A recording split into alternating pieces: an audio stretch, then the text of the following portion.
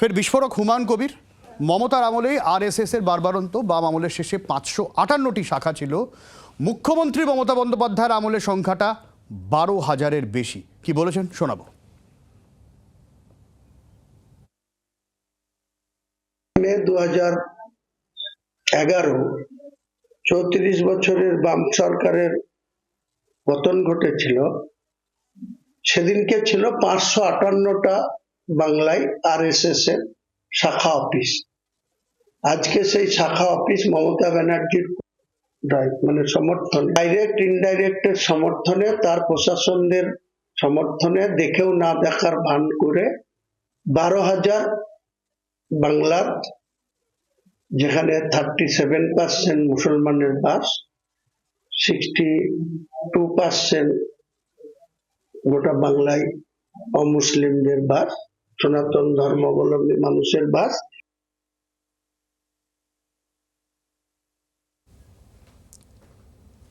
হুমায়ুন কবির একই সঙ্গে আরএসএস এবং মমতা বন্দ্যোপাধ্যায়কে নিয়ে কি বললেন শোনাবো।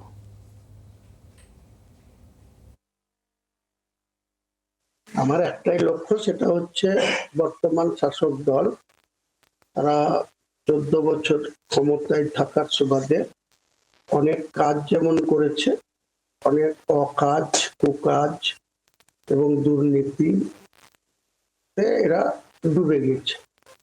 একটা দুর্নীতিগ্রস্ত সরকারকে তাদের ক্ষমতাচ্যুত করাই হচ্ছে আমার পার্টির মূল লক্ষ্য। তো সেখানে অনেক বাধা আসবে, বিপত্তি আসবে, এসব নিয়ে আমি সেটাকে কি করে ওভারকাম করব বা প্রতিহত করব সেটা সময় কথা বলবে। আমার একটাই কথা যে আমরা আগেও 34 বছরের সরকারের টাইমে রাজ্যের মুসলমান সম্প্রদায়ের মানুষ, তারা শুধু সেই দলের ভোট ব্যাংক হিসাবে তাদের ব্যবহার করা হয়েছে। একই পদ্ধতিতে বন্দ্যোপাধ্যায় কিন্তু 14 বছর ধরে এইভাবে মুসলিমদের সঙ্গে মিথ্যাচার।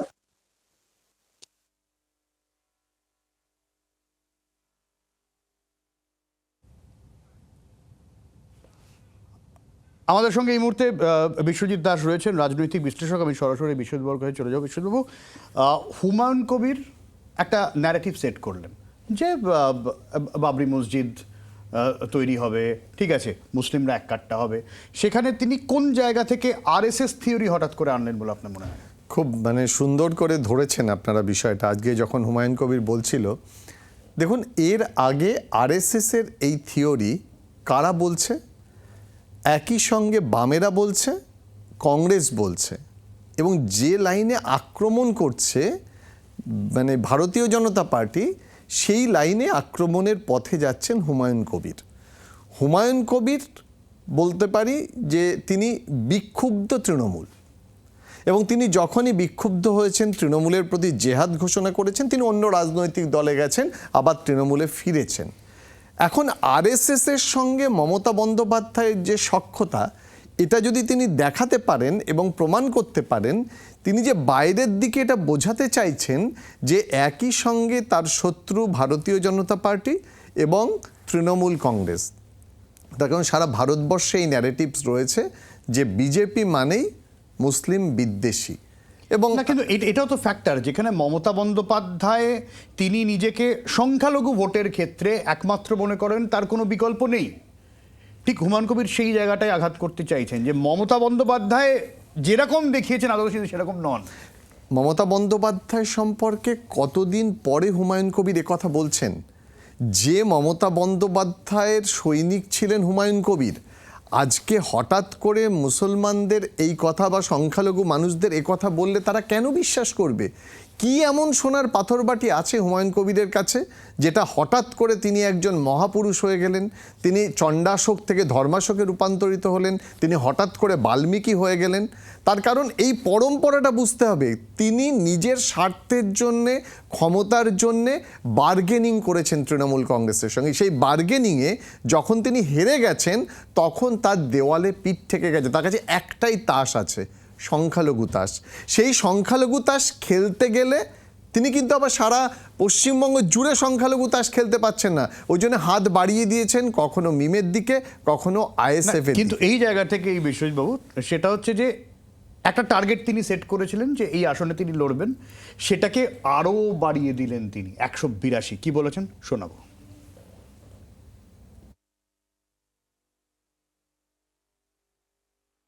182টাতে লড়বো আমি এবং আমার জোট সঙ্গী যারা হবে। আর 294 তো কংগ্রেসের জন্য, মার্ক্সবাদী কমিউনিস্ট পার্টির জন্য খোলা আছে। তৃণমূল তো 294 লড়বে, বিজেপিও 294 লড়ুক, লড়াই হোক না, অল আউট লড়াই হোক। বাংলার মানুষ কাকে বেছে নেয়, কার দিকে ভোট দেয়, সেটা দেখা হোক না। এই আসন বৃদ্ধি কেন বলে আপনার মনে হয়? দেখুন, আজকে খুব তাৎপর্যপূর্ণ কথা বলেছেন হুমায়ুন কবির। তিনি বলছেন যে আমি মিমের সঙ্গে জোট করব, আইএসএফ এর সঙ্গে জোট করব, এবং প্রথম দিন বলেছিলেন মোহাম্মদ সেলিমের সঙ্গে আমার কথা হয়েছে, আমি বামেদের সঙ্গেও জোট করতে পারি।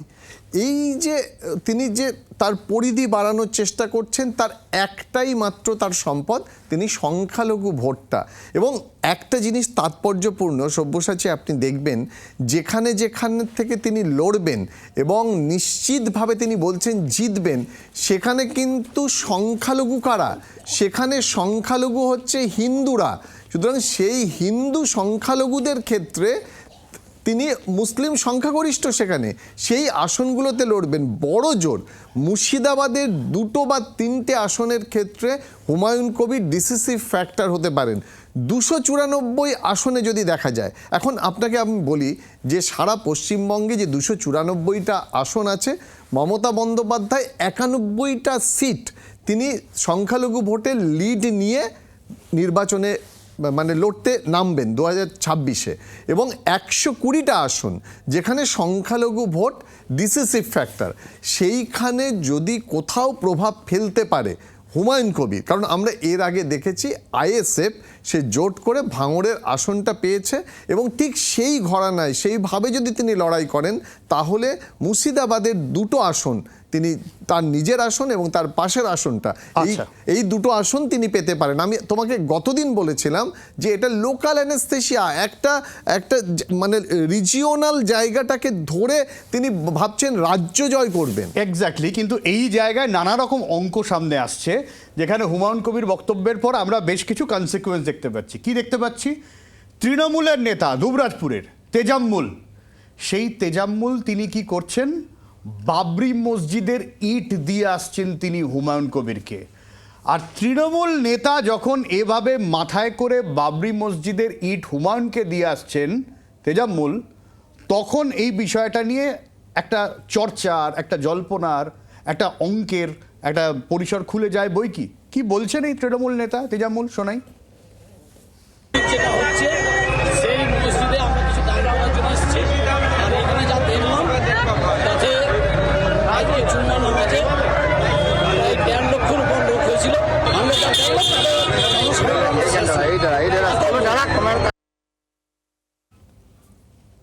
ফলে খুব স্বাভাবিকভাবেই গোটা বিষয়টা নিয়ে কিন্তু ইতিমধ্যেই জল্পনা শুরু হয়েছে বিষয়টা, যে তৃণমূল নেতা তিনি যখন দিয়ে আসছেন কোথাও গেলে কি তাহলে তো এটা তিনি হুমায়ুন দাবি করতেই পারেন যে আমি দল মত নির্বিশেষে সমস্ত মুসলিম সম্প্রদায়কে এককাট্টা করতে পারছি একটা জায়গায়। না, পারছেন না, কারণ যিনি তৃণমূল নেতা মাথায় করে ইট নিয়ে যাচ্ছেন, তিনি যে মাথায় করে নিজের ভোটটা ব্যালট বক্সে গিয়ে হুমায়ুন কবিরকে দেবেন এমন নিশ্চয়তা নেই। একটা জায়গায় ভুল হচ্ছে, মসজিদের ক্ষেত্রে সংখ্যালঘু অনেক মানুষ এক হয়ে মসজিদ তৈরি করার জন্যে অনুপ্রেরণাতে থাকতে পারেন, কিন্তু ভোটের রাজনীতি আলাদা। ভোটের ক্ষেত্রে যে সহযোগিতা করছেন বা হুমায়ুন কবিরকে ভোট দেবেন এমন নিশ্চয়তা কিন্তু কেউ দিচ্ছেন, এবং হুমায়ুন কবির নিজে সেটা জানেন বলেই আপনি জানেন যে সামনে হুগলিতে আবার সংখ্যালঘুদের একটা বড় সভা আছে, সেখানে হুমায়ুন কবিরের থেকে অনেক বেশি সংখ্যালঘু জড়ো হবেন, অর্থাৎ সংখ্যালঘু ভোট নিয়ে একটা বার্গেনিং করার সুযোগ 26-এ হুমায়ুন কবির হাতে পেয়েছেন।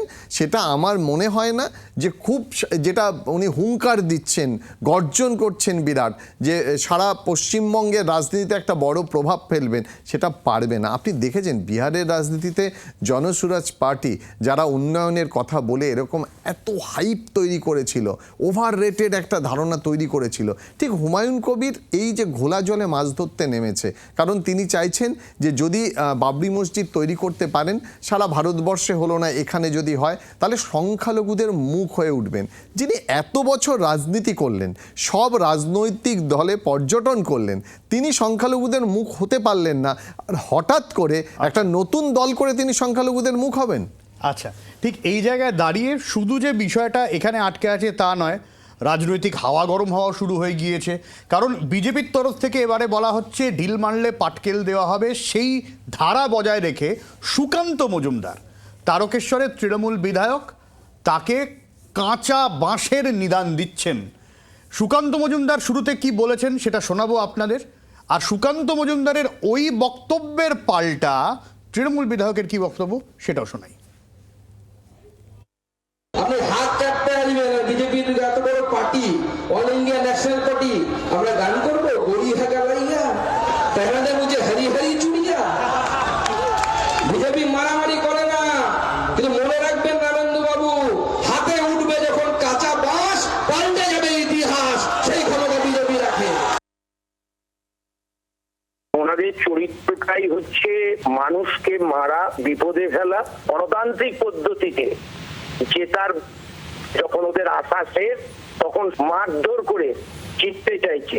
উনি একজন কেন্দ্রের হাফ প্যান্ট পরা মন্ত্রী, তাহলে একটা কেন্দ্রীয় মন্ত্রীর মুখ থেকে যখন এই ভাষা বেরোচ্ছে, আমি বাংলার জনগণকে বলবো, বুঝে নিন বিজেপিকে, দেখে নিন বিজেপি নেতার মুখের ভাষা। এরা যদি কোনোদিন ক্ষমতায় আসে তাহলে বাংলার দুর্দশা কোথায় যাবে। অর্থাৎ পাল্টা তৃণমূল বিধায়ক বলছেন যে একজন কেন্দ্রীয় মন্ত্রীর মুখে যদি এই ভাষা হয় তাহলে বাংলার ভবিষ্যৎ কাদের হাতে রয়েছে, এরা যদি ক্ষমতায় আসে কি হবে। একদম রীতিমতো যেরকম বলেছেন সুকান্ত মজুমদার, হাতে উঠলে যখন কাঁচা বাঁশ বদলে যাবে ইতিহাস। বিশ্বজিৎ দা, এই একই অভিযোগ তো বিজেপি তৃণমূলের বিরুদ্ধে করে থাকে। দেখো, ইতিহাস বদলে যাবে কিনা জানি না, কিন্তু এই রাজনীতিবিদদের যে ধারা, যে ট্র্যাডিশন, সেটা বদলায়নি।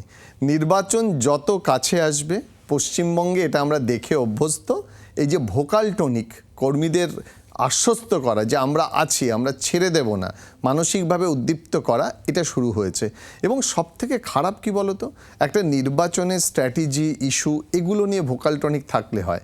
এখন যে ভাষায়, যেখানে হিংসাটা ভোকাল টনিকের একটা পথ হচ্ছে, দেখবে এর মাঝেও বিভিন্নভাবে আমরা দেখেছি, আগের নির্বাচনেও ধর্মটাকে নিয়েই বলা শুরু হয়েছিল, যে ওই বিভিন্নভাবে এই হুমায়ুন কবির বলেছিলেন যে তাকে বিশ্বাস করবে কি করে, তিনি তো কিছুদিন আগে পর্যন্ত এমন সাম্প্রদায়িক মন্তব্য করেছেন যে রাজ্যের মানুষ, অন্তত শিক্ষিত মানুষ, রাজনৈতিক জ্ঞান সম্পন্ন মানুষ হুমায়ুন কবিরকে বিশ্বাস করবে না। কারণ তাকে বিশ্বাস না করলে তার দলকে বিশ্বাস করবে কি করে। কারণ এই যে সুকান্ত মজুমদার বললেন, এরপরে শাসক দল বলবেন, শাসক দল আবার দুপা এগিয়ে বলবেন যারা ক্ষমতায় আছে, আবার তারপরে বিরোধীরা বলবে। এই যে পরম্পরাটা রাজনীতির ক্ষেত্রে, অন্তত আমাদের এই রাজ্যে আমরা বাম থেকে দেখেছি, কংগ্রেস থেকে দেখেছি, এটা অত্যন্ত নেতিবাচক একটা প্রভাব ফেলবে। এতদিন তো আমরা মেতেছিলাম, এখনও আজকে থেকে তুমি জানো যে এসআইআরের যে হিয়ারিং শুরু হয়েছে, তাতে ইস্যু ছিল এসআইআর, কিন্তু এই এসআইআরটা দিয়ে যে ভোট হবে না, রাজনৈতিক দলগুলো বুঝতে শুরু করেছে যে এসআইআর একমাত্র ইস্যু হতে পারে না। আচ্ছা, কিন্তু এসআইআরটাও ইস্যু তো হচ্ছে যেখানে নির্বাচনে, সেখানে অভিষেক বন্দ্যোপাধ্যায় আজকে যখন বক্তব্য রাখছিলেন, তিনি এসআইআর নিয়ে রীতিমতো নির্বাচন কমিশনকে তুলোধনা করলেন, এবং যে কথা কিন্তু শুরু থেকে তৃণমূল কংগ্রেস বলে আসছিল যে গোটা বিষয়টাই অপরিকল্পিত। কি বলেছেন অভিষেক বন্দ্যোপাধ্যায়, শোনাই।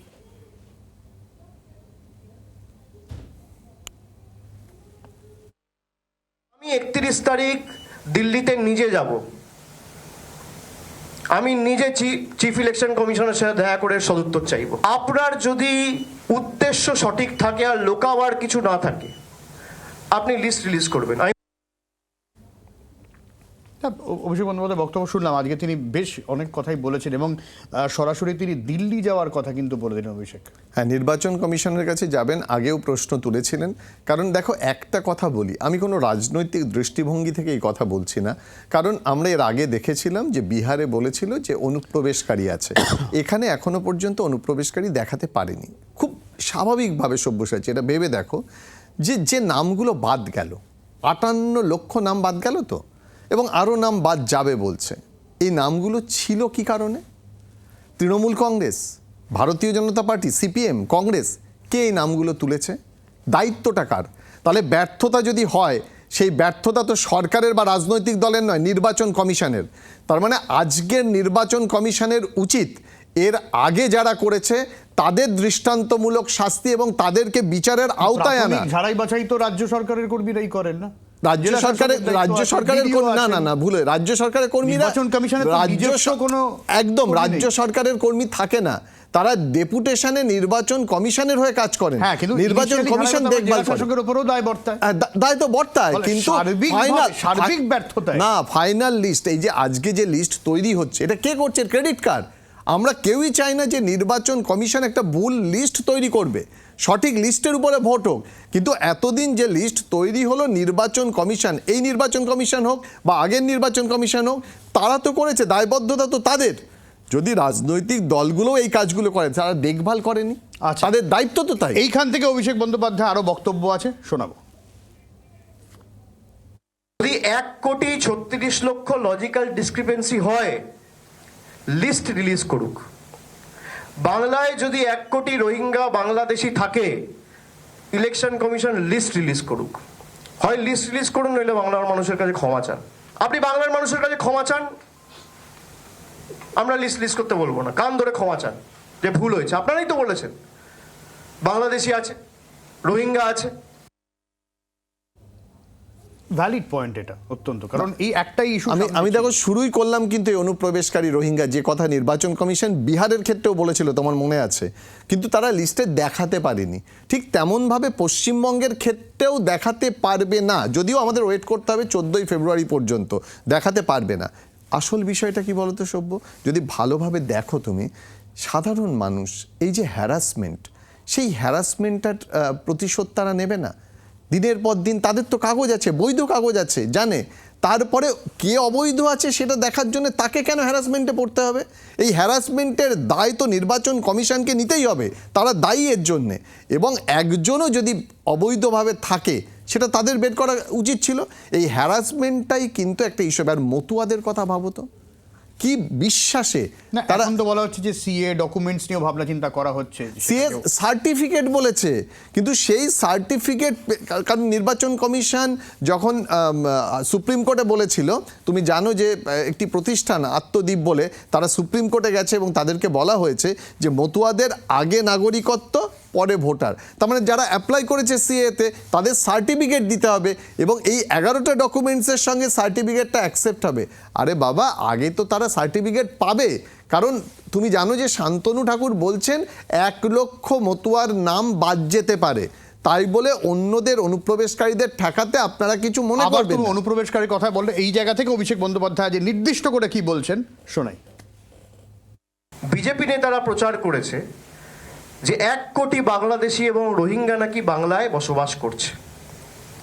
আমার প্রথম প্রশ্ন নির্বাচন কমিশনের কাছে, তারা যদি এই লক্ষ্যে এসআইআর করে থাকে, যে অবৈধ অনুপ্রবেশকারীদের চিহ্নিত করা, 58,20,000-এর মধ্যে কতজন বাংলাদেশি আর কতজন রোহিঙ্গা,